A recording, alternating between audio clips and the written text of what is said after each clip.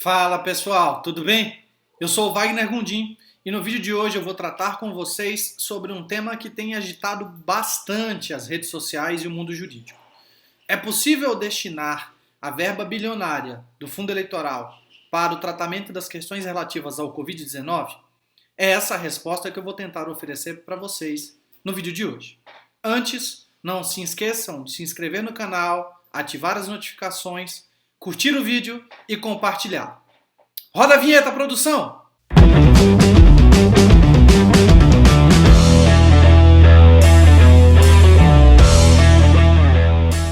Antes de tudo, é preciso que nós entendamos algo muito importante.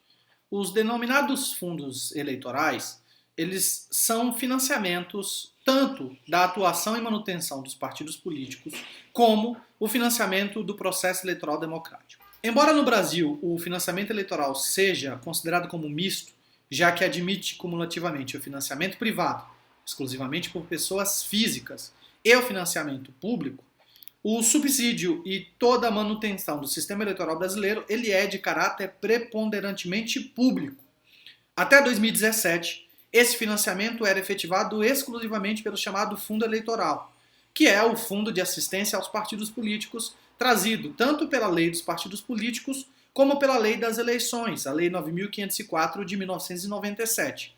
Esse fundo ele foi inicialmente criado com o objetivo duplo: financiar as atividades e manter toda a estrutura dos partidos políticos. Afinal, manter os partidos políticos custa muito caro, mas cumulativamente também custear o financiamento das candidaturas lançadas por esses partidos durante o período eleitoral.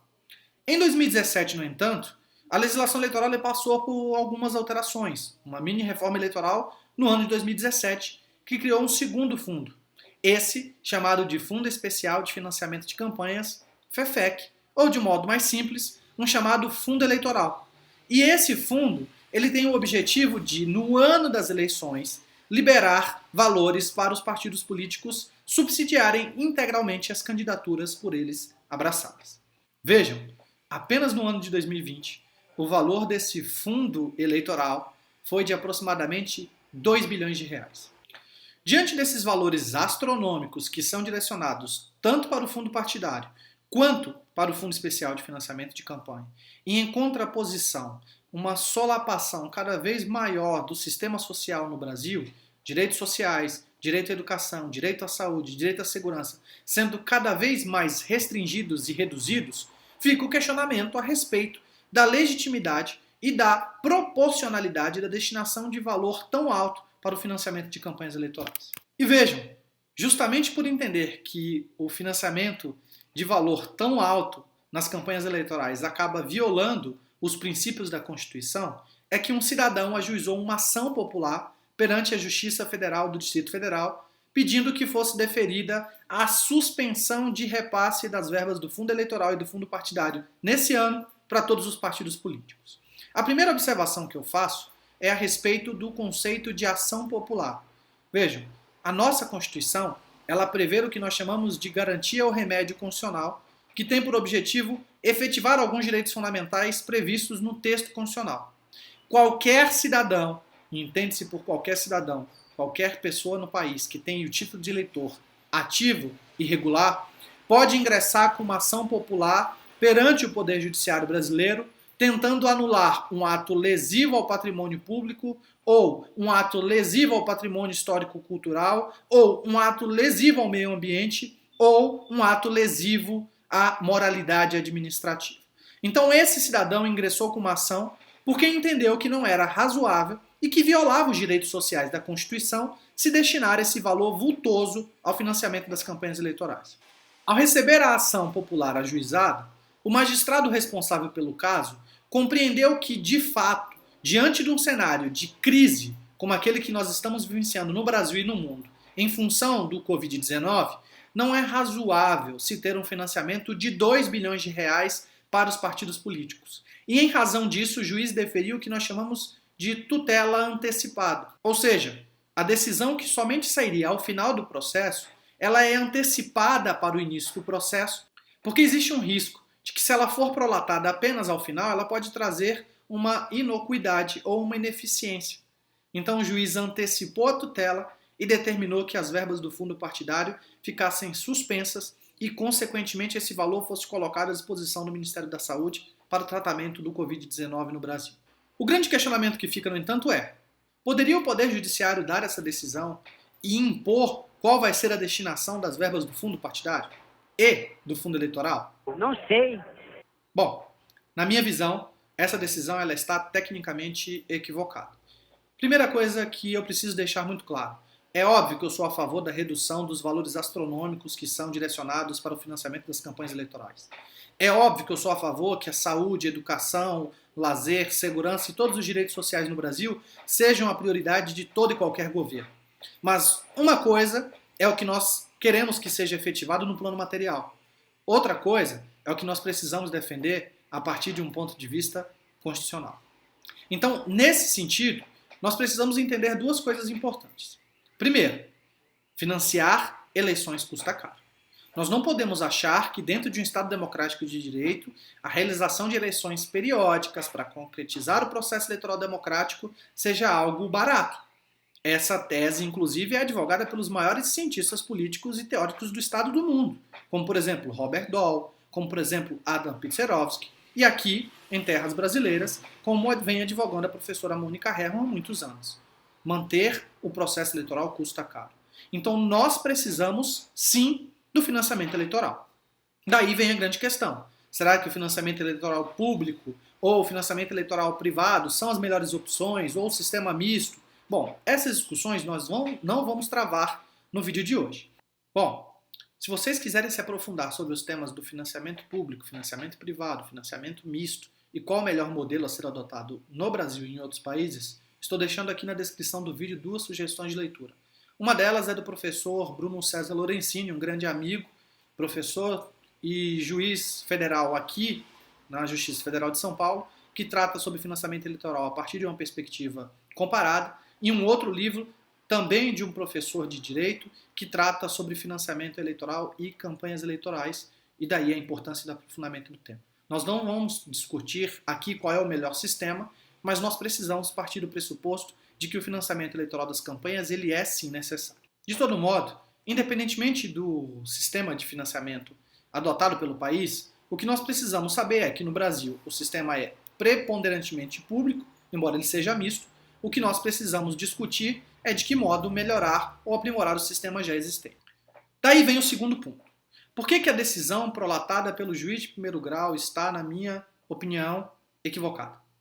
Porque a nossa Constituição ela estabelece lá no artigo 2º o chamado princípio da separação de poderes, que foi idealizado por Charles Baron de la Secondat de Labré de Montesquieu. Tem que fazer o biquinho porque é francês. O Montesquieu, em seu livro O Espírito das Leis, ele vai tratar sobre a ótica da separação de poderes a partir de uma perspectiva muito peculiar. Cada poder ele tem que ter dentro de sua esfera de atuação uma respectiva parcela de competência. Essa parcela de competência nada mais é do que a capacidade material de produzir alguns atos dentro do Estado. E a nossa Constituição, no artigo 2º, ela estabelece: são poderes da União, independentes e harmônicos entre si, legislativo, executivo e judiciário. E nessa toada, cabe ao legislativo elaborar as normas, cabe ao executivo administrar o Estado e cabe ao poder judiciário resolver os conflitos dizendo quem tem direito a alguma coisa. Daí vem o grande questionamento. Nessa ótica, portanto, qual é a competência do Poder Judiciário nesse caso? Veja, toda a questão afeta ao financiamento eleitoral no Brasil está disposta na legislação eleitoral, tanto na lei dos partidos políticos quanto na lei das eleições. Então já existe uma lei específica criada pelo Poder Legislativo correspondente que diz qual deve ser a destinação das verbas do fundo partidário. E a lei não prevê nenhuma hipótese de destinação dessas verbas para outro âmbito. A legislação não prevê fórmulas de escape. Ela não prevê a possibilidade de que o Poder Judiciário, por exemplo, ou o próprio Poder Legislativo destinem a verba para outros setores. Então a decisão do juiz nesse sentido, ela acaba inclusive contrariando a própria legislação, porque ela não prevê nenhuma hipótese de adequação ou de aplicação em outros setores que não o próprio financiamento das eleições.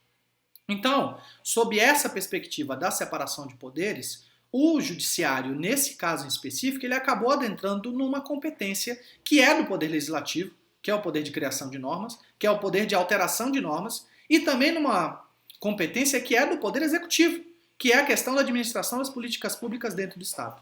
Vejam, eu não estou aqui dizendo e defendendo que deve ser mantida a destinação do fundo partidário bilionário de 2 milhões de reais.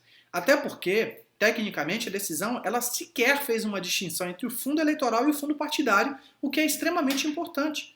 Porque o fundo eleitoral é o fundo de 2 bilhões de reais. O fundo eleitoral ele vai ser destinado exclusivamente para as eleições de 2020, enquanto o fundo partidário ele é para a manutenção das estruturas dos partidos que, independentemente de quaisquer críticas que possamos fazer, ainda são instituições essenciais para as democracias modernas. Então o juiz também não fez essa diferenciação técnica. Tá, como é que a gente pode resolver então? Primeiro, temos que dar a César o que é de César. A competência para alterar as leis eleitorais é do Poder Legislativo. Então todos nós precisamos nos unir para pressionar o Poder Legislativo a fazer uma alteração, tanto na lei das eleições quanto na lei dos partidos políticos, no sentido de permitir que exista uma destinação total ou parcial das verbas do fundo eleitoral para o tratamento e aplicação pelo Ministério da Saúde para combater o Covid-19.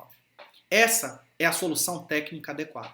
O que nós não podemos admitir sobre os mais variados argumentos é que o princípio da separação de poderes seja afastado. Uma observação final e também importante. Eu não estou aqui defendendo que o juiz ele tem que ser o chamado juiz boca da lei, que é o juiz da escola da exegese, ou seja, ao qual o juiz só tem a tarefa de repetir aquilo que está na lei. Muito pelo contrário. Nas democracias modernas, nós temos sempre a visão do juiz constitucional e da justiça constitucional, que nada mais é do que a aplicação do direito a partir de uma perspectiva constitucionalmente adequada. Então o juiz ele tem que ir além. Ele pode ir além, mas ele não pode ultrapassar os limites do próprio texto. E nesse caso, a nossa Constituição é expressa ao prever a técnica da separação de poderes. Inclusive, foi esse o argumento central do Tribunal Regional Federal quando decidiu reformar a decisão do juiz e, consequentemente, afastar a decisão que suspendeu a destinação e aplicação das verbas do fundo partidário. E aí, qual é a sua análise sobre o tema?